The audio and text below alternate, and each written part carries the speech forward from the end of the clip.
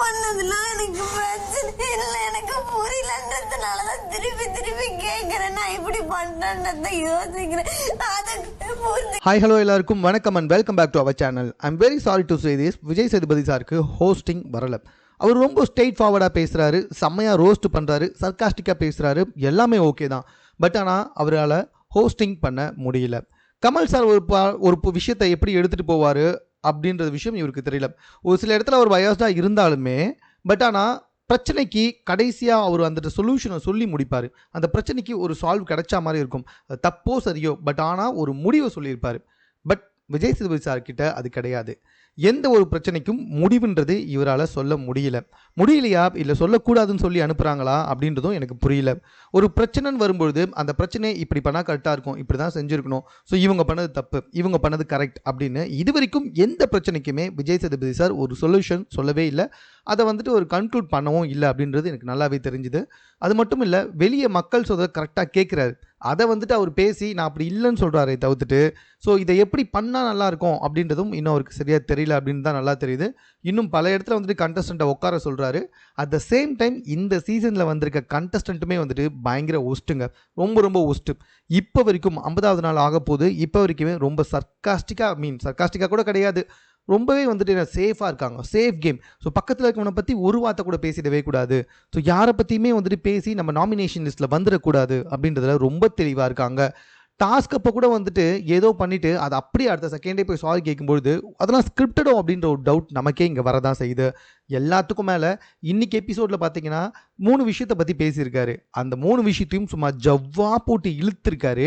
எதுக்குமே சரியான தீர்வு கிடைக்கலன்றது மட்டும் ரொம்ப தெளிவாகவே தெரிஞ்சுது.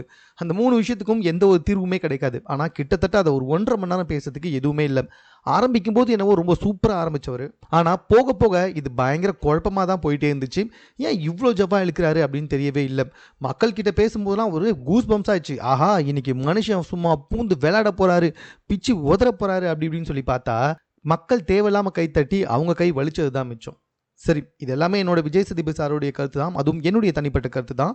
ஸோ உங்களுடைய கருத்துன்னு ஒன்று இருக்கும், அதை பார்க்கலாம். இன்னைக்கான ஃபுல் எபிசோடை முதல்ல பார்க்கலாம். ஸோ இன்னைக்கு சனிக்கிழமை 23வது நாள். ஸோ இன்றைக்கி என்னாச்சு அப்படின்னு சொல்லி பார்த்தீங்கன்னா ஃப்ரைடே எபிசோடை காமிச்சாங்க. சீரியஸாக சொல்கிறேன்டா, ஃப்ரைடே எபிசோடை எது காட்டுறீங்க, தயவு செஞ்சு காட்டாதீங்க அப்படின்னு சொல்கிற அளவுக்கு கொண்டு போயிட்டாங்க. ஏன்னா ஃப்ரைடே எபிசோடில் ஒரு மண்ணும் இல்லை.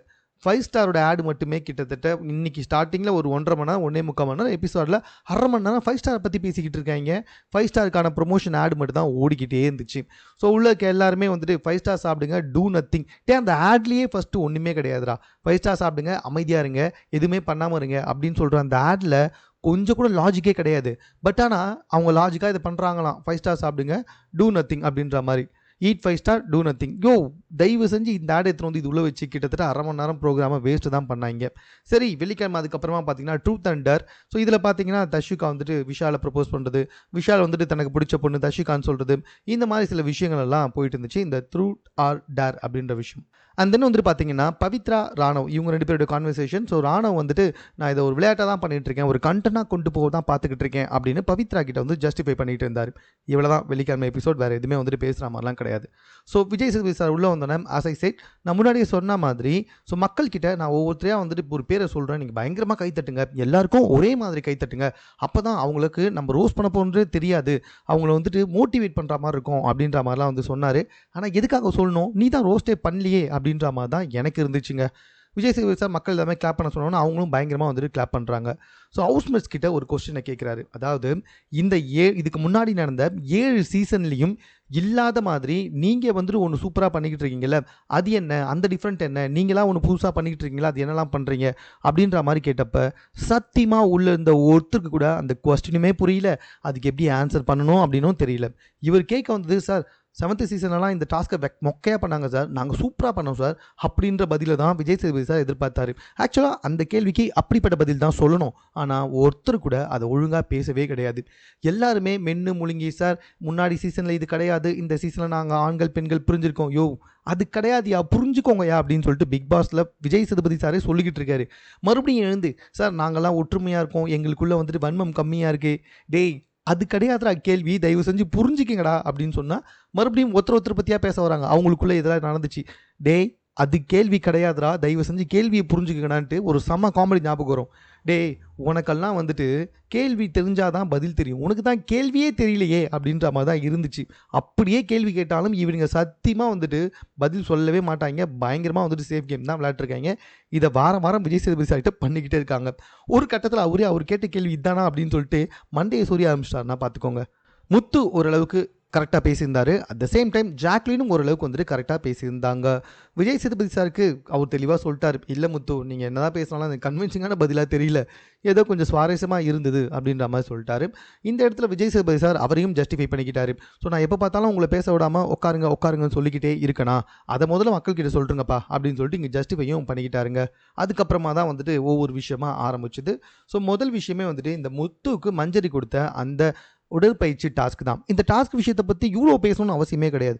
கிட்டத்தட்ட மஞ்சரி பேச, முத்து பேச, அருண் பேச, எழுந்து வர்ஷினி பேச, அதுக்கப்புறம் சௌந்தர்யா பேச, இதை ஒரு அரை மணி நேரமாக எடுத்துகிட்டு போயிட்டாங்க.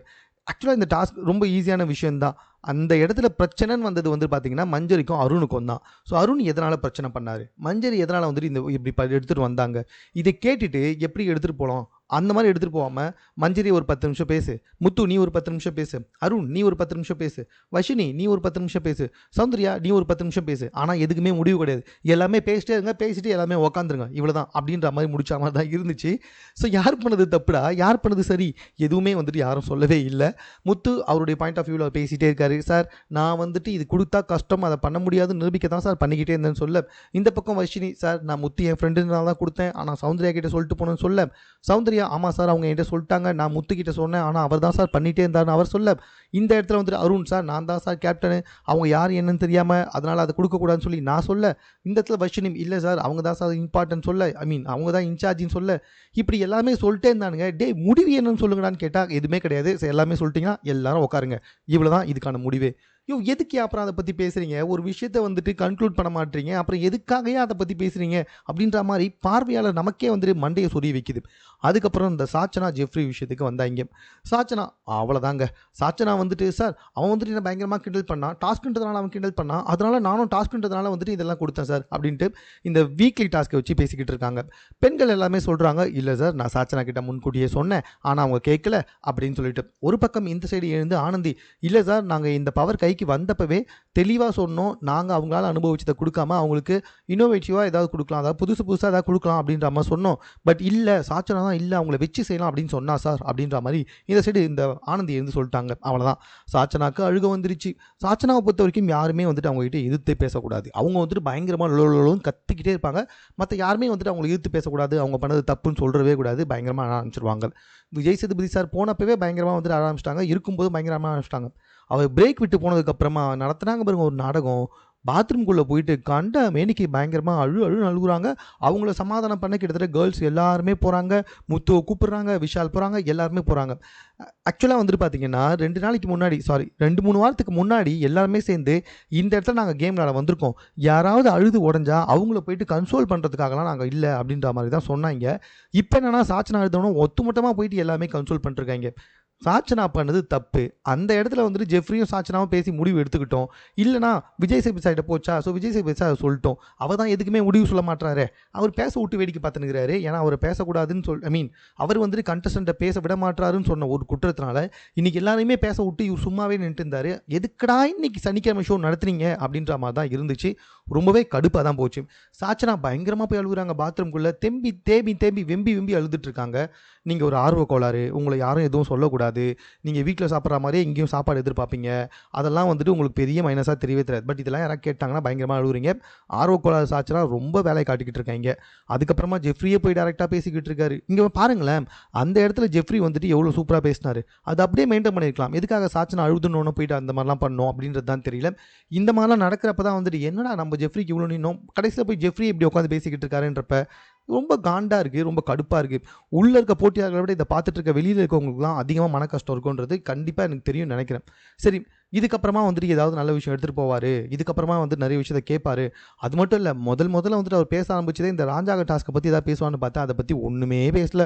இந்த கேப்டன்சி டாஸ்க்கை எடுத்துகிட்டு வந்துட்டார். மஞ்சரி எப்படி பண்ணாங்க அப்படின்னு சொல்லிட்டு, நல்ல வேலை எழுந்து நின்று எல்லாமே சார் நல்லா இருந்துச்சு அப்படி இப்படின்னு சொல்லாமல் ஓரளவு கொஞ்சம் நெகட்டிவாக பேசும்பொழுது, அதுக்கப்புறம் ரயான் எழுந்துட்டார், அப்புறமா ராணுவ எழுந்துட்டார். இல்லை சார், அவங்களுக்கு தேவையான இடத்துல அவங்க கேப்டனாக நடந்துக்கிட்டாங்க, மற்ற இடத்துல தளபதியாக நடந்துக்கிட்டாங்க அப்படின்ற மாதிரி கொண்டு வந்தாங்க. இந்த இடத்துக்காவது நம்ம விஜய் சேதுபதி சார் இல்லை மஞ்சரி நீங்கள் சரியாக பண்ணலைன்னு சொல்லாமல், ஸோ அந்த இடத்துலையும் எதுவுமே சொல்லலை. உங்களுக்கு புரிஞ்சிருக்கும்னு நினைக்கிறேன், அதிகாரம் வந்தால் எப்படி நடந்துக்கணும்னு புரிஞ்சிருக்கும்னு நினைக்கிறேன். இப்படின்ற மாதிரி தான் சொல்லிட்டே இருந்தால் தவிர்த்துட்டு மற்றபடி இதை இப்படி தான் பண்ணியிருக்கணும், இதை இப்படி பண்ணக்கூடாது அப்படின்னு சொல்லவே இல்லை. மொத்தத்தில் சொல்லப்போனால் யாரையுமே அவர் ரோஸ்ட்டும் பண்ணல, யாரையுமே வந்துட்டு மோட்டிவேட்டும் பண்ணல, யாரையுமே பாராட்டவும் இல்லை. எதுக்காக இந்த எபிசோட்? அதுதான் ஆல்ரெடி இந்த ஒரு வாரம் ஃபுல்லாக நடந்த விஷயத்த நாங்களே பார்த்துட்டோம். மறுபடியும் அவங்க வாயால் சொல்ல வச்சு மறுபடியும் ஏதோ ரீகேப் பண்ண மாதிரி இருக்குது, ஏதோ ஹைலைட்ஸ் பார்த்த மாதிரி இருக்குது. நாங்கள் சண்டை போட்டோம் சார், இதெல்லாம் பேசி சண்டை போட்டோம் சார். டேய் ஏற்கனவே நாங்கள் பார்த்துட்டோம் சார், நான் இதை தான் சார் பண்ணேன், அவங்களுக்கு புரியணும்னு பண்ணேன். டேய் ஏற்கனவே நாங்கள் அதை பார்த்துட்டோம் சார், அவங்க இப்படி நடந்துக்கிட்டாங்க சார், இப்படி பண்ணாங்க. டேய் ஏற்கனவே நான் அதை பார்த்துட்டோம். அப்போ எதைத்தானா நீங்கள் பேசணும்? இல்லைடா, ஆக்சுவலாக இப்படி ஒரு விஷயம் நடந்துச்சு, இந்த விஷயத்தை பற்றி தெரிஞ்சுக்கிட்டு இதுக்கு பதில் சொல்லணும், இல்லை அவங்க வாயிலேயே பதிலை கொண்டு வர வைக்கணும். இதில் எதுவுமே நடக்காமல் எதுக்காக அந்த பிரச்சனையை பற்றி பேசணும், எந்த மாதிரியான கன்க்ளூஷனை கொண்டு வரணும், எதுவுமே தெரியாமல் ஹோஸ்ட் பண்ணிட்டு விஜய் சேதுபதி சார் நாளைக்கு வரும்னு சொல்லிட்டு போயிட்டாரு. எனக்கு ஒன்றுமே புரியல, உள்ளே இருக்க கண்டஸ்டன்ட் முட்டாளா இல்லை பார்க்குற நம்ம முட்டாளா அப்படின்னு சொல்லிட்டு. எனக்கு தெரிஞ்சு கண்டஸ்டண்ட்டை விட நம்ம பயங்கரமான முட்டாளா இருப்போமோ என்னவோ தெரியலங்க. ஸோ இதுக்கான பதில் உங்ககிட்ட தான் இருக்குது. நீங்களே வந்துட்டு கமெண்ட்டில் ஷேர் பண்ணுங்கள். மேலும் இது போன்ற செய்திகளை உடனுக்குடன் தெரிந்து கொள்வதற்கு நம்ம சென்னை சேனல்